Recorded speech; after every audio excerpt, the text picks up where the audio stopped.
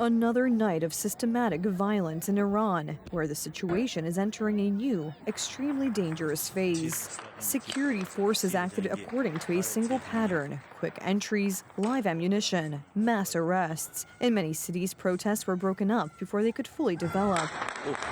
Where people took to the streets anyway, shots were fired.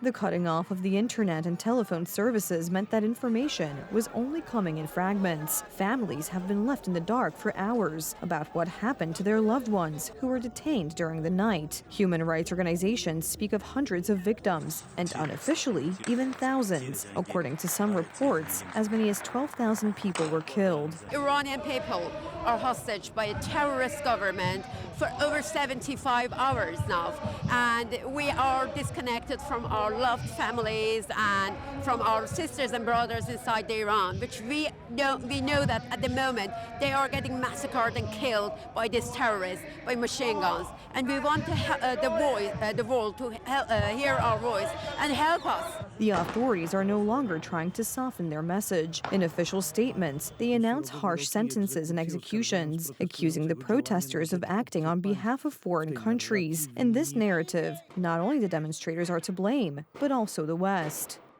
We are prepared for any scenario. If they, the United States or Israel, want to try a military confrontation, which they have already attempted and failed, we are ready now as well. What's more, after the last war, we are even better prepared, both in terms of the quality and scale of our capabilities. If they decide on other options, such as diplomacy or sanctions, we are ready for that too. Whatever path they choose, Iran is ready. Washington responded to this message almost immediately. U.S. President Donald Trump issued an unprecedented statement, directly calling on Iranians to continue protesting and take over state institutions. The U.S. president cut all ties with representatives of the regime and announced aid for the protesters. Iranian patriots, keep protesting, take over your institutions, save the names of the killers and abusers. They will pay a big price. I have canceled all meetings with Iranian officials until the senseless killing of protesters stops. Help is on its way. Make Iran great again. Washington also announces 25% tariffs on countries that continue to do business with Tehran. This is a blow to the regime's financial base and a signal to its partners that further cooperation with Iran will be costly. Other scenarios are also being analyzed in parallel, from further strengthening sanctions through cyber operations and communication support for protesters to the most radical option: precision strikes aimed not at the state, but at specific decision-making centers and individuals responsible for the repression. At this moment, I am deeply concerned about reports of increasing violence by the police and the so-called Revolutionary Guard in Iran against their own people. I take this opportunity to once again call on the mullah's regime to immediately stop this violence. If a regime can only maintain its power through brute force, then it is already finished. I assume that we are witnessing the last days and weeks of this regime. In this context, one name is increasingly heard on the streets: Reza Pahlavi. He is the son of the last Shah of Iran, who was overthrown in 1979 during the Islamic Revolution. Under the Shah, Iran was a secular state, focused on modernization and limiting the influence of the clergy on politics. Social and cultural life was much more liberal than it is today, although the government was authoritarian. The Islamic Revolution completely changed this order, handing the state over to religious leaders.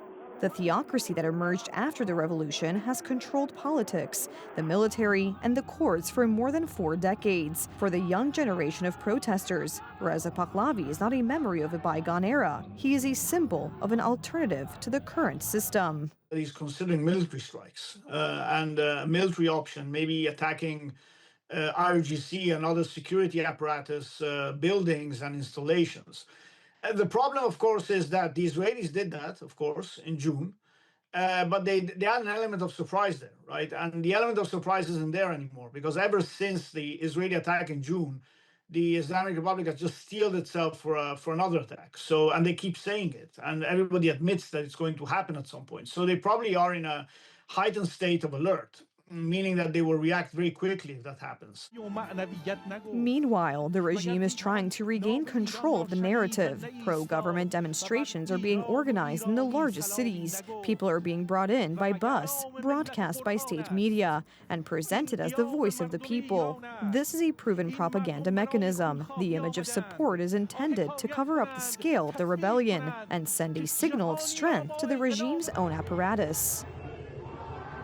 However, after several days of protests, it is becoming increasingly clear that these staged demonstrations are not stopping the people from the rebellion. The regime has failed to break the resistance, and brutality, instead of fear, is leading to further mobilization. At the same time, external pressure is growing, from the announcement of U.S. tariffs to signals that Washington is considering tough measures against those responsible for the repression. If these two processes continue in parallel, Iran may find itself at its most dangerous point since the 1979 revolution, caught between a rebellious population and a world that is increasingly unwilling to stand by and watch.